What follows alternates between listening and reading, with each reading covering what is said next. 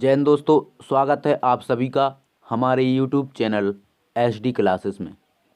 दोस्तों, आज की इस वीडियो में यूपी पुलिस परीक्षा 2024 के लिए जीके जीएस के टॉप 40 प्लस एमसीक्यू क्वेश्चन को कवर करने वाले हैं, जो आपके आने वाले एग्ज़ाम के लिए काफ़ी ज़्यादा यूजफुल होने वाले हैं। तो चलिए दोस्तों, बात कर लेते हैं फर्स्ट क्वेश्चन के बारे में। उससे पहले दोस्तों, वीडियो पे नए हैं तो वीडियो को लाइक और हमारे चैनल को सब्सक्राइब जरूर कर लें। फर्स्ट क्वेश्चन है, राष्ट्रीय ग्रामीण रोजगार गारंटी अधिनियम किस वर्ष पारित किया गया? राष्ट्रीय ग्रामीण रोजगार गारंटी अधिनियम 2005 में पारित किया गया, यानी इसका आंसर ए वाला हो जाएगा। अगला प्रश्न है, रबड़ उत्पादन में भारत का अग्रणी राज्य कौन सा है? रबड़ उत्पादन में भारत का अग्रणी राज्य केरल राज्य है, यानी इसका आंसर सी वाला हो जाएगा। अगला प्रश्न है, विश्व का सबसे प्राचीन राजतंत्र किस देश का है?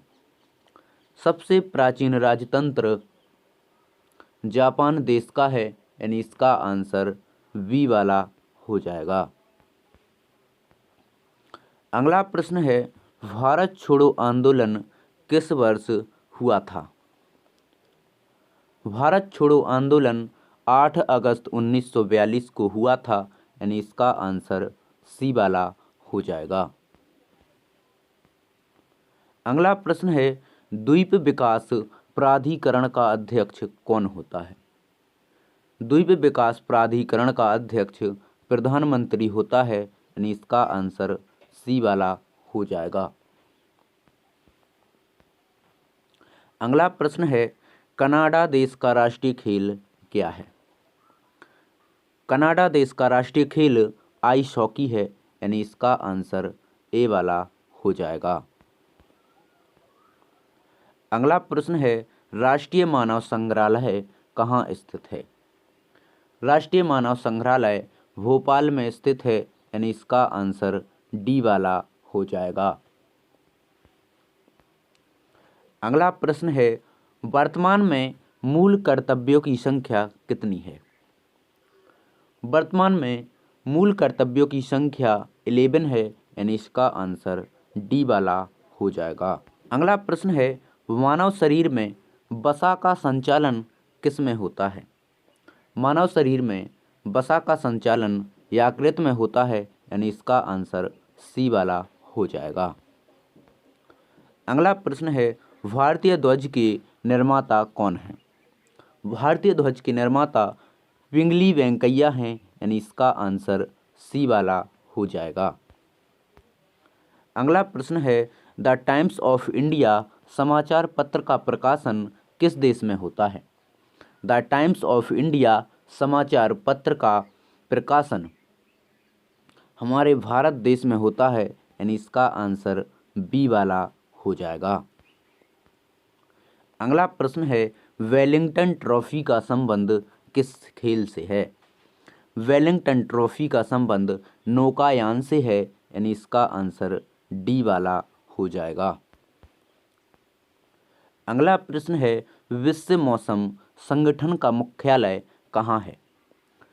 विश्व मौसम संगठन का मुख्यालय जेनेवा में है, यानी इसका आंसर वी वाला हो जाएगा।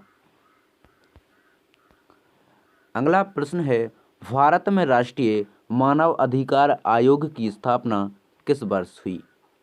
राष्ट्रीय मानव अधिकार आयोग की स्थापना 1993 में हुई, यानी इसका आंसर डी वाला हो जाएगा। अगला प्रश्न है, स्तूप के शीर्ष भाग को क्या कहते हैं? स्तूप के शीर्ष भाग को एर्मिक कहते हैं, यानी इसका आंसर सी वाला हो जाएगा। अगला प्रश्न है, राष्ट्रीय उपभोक्ता दिवस कब मनाया जाता है? राष्ट्रीय उपभोक्ता दिवस 24 दिसंबर को मनाया जाता है, यानी इसका आंसर ए वाला हो जाएगा। अगला प्रश्न है, गुलाबी क्रांति का संबंध किससे है? गुलाबी क्रांति का संबंध झींगा उत्पादन से है, यानी इसका आंसर बी वाला हो जाएगा। अगला प्रश्न है, कापार्ट का मुख्यालय कहाँ अवस्थित है? कापार्ट का मुख्यालय नई दिल्ली में अवस्थित है, यानी इसका आंसर ए वाला हो जाएगा। अगला प्रश्न है, the God of small things पुस्तक के लेखक कौन है? The gods of small things पुस्तक की लेखक अरुंधति रॉय हैं, यानी इसका आंसर सी वाला हो जाएगा। अगला प्रश्न है, आईसीआईसीआई बैंक की स्थापना किस वर्ष हुई? आईसीआईसीआई बैंक की स्थापना 1994 में हुई, यानी इसका आंसर बी वाला हो जाएगा। अगला प्रश्न है, पुराणों का अध्ययन करने वाला प्रथम मुसलमान कौन था? पुराणों का अध्ययन करने वाला प्रथम मुसलमान अल-बरूनी था, यानी इसका आंसर सी वाला हो जाएगा।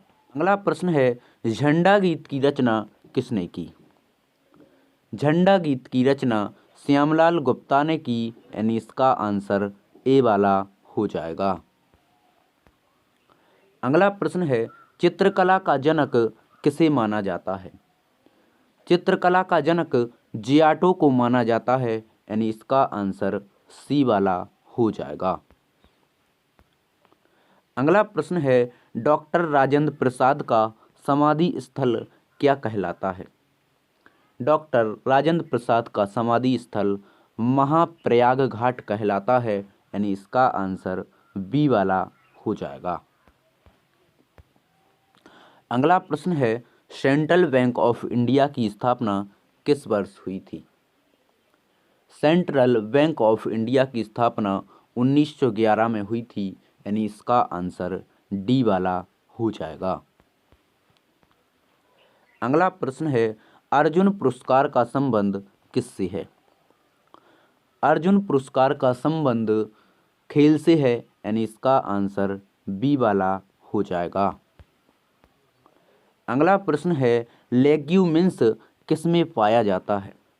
लेग्यूमिन्स दाल में पाया जाता है, यानी इसका आंसर ए वाला हो जाएगा। अगला प्रश्न है, अकबर ने मजहर की घोषणा किस वर्ष की? अकबर ने मजहर की घोषणा 1579 ईस्वी में की, यानी इसका आंसर सी वाला हो जाएगा।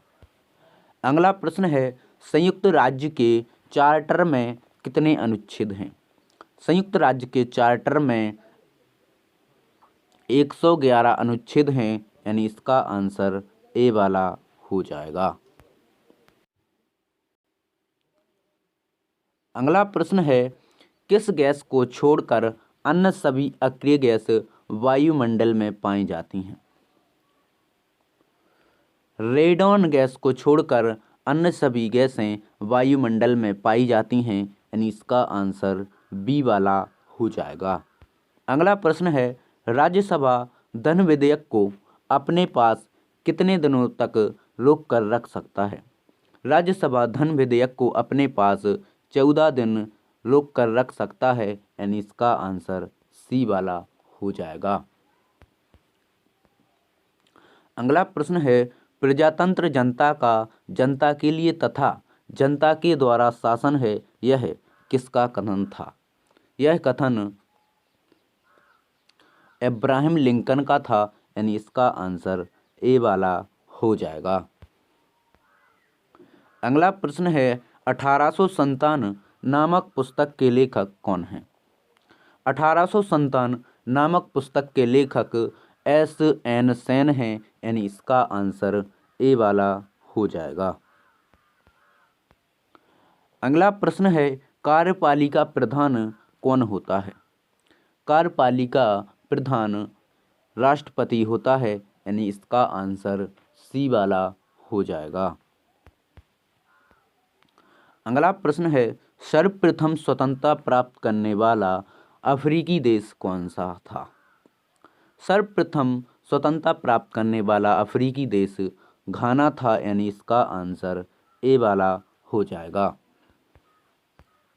अगला प्रश्न है, हुमायूं किस वर्ष गद्दी पर बैठा? हुमायूं 1530 ईस्वी में गद्दी पर बैठा, यानी इसका आंसर बी वाला हो जाएगा। अगला प्रश्न है, डेली मेल समाचार का प्रकाशन कहाँ होता है? डेली मेल समाचार का प्रकाशन लंदन में होता है, यानी इसका आंसर ए वाला हो जाएगा।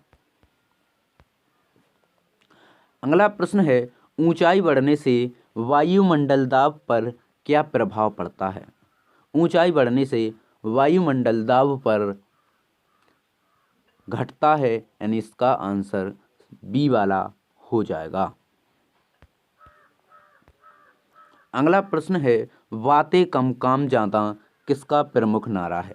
दोस्तों, इसका आंसर आपको कमेंट बॉक्स में करना है, और वीडियो अच्छी लगी हो तो वीडियो को लाइक और हमारे चैनल को सब्सक्राइब जरूर कर लें, ताकि अगली वीडियो का नोटिफिकेशन आप तक पहुंच सके।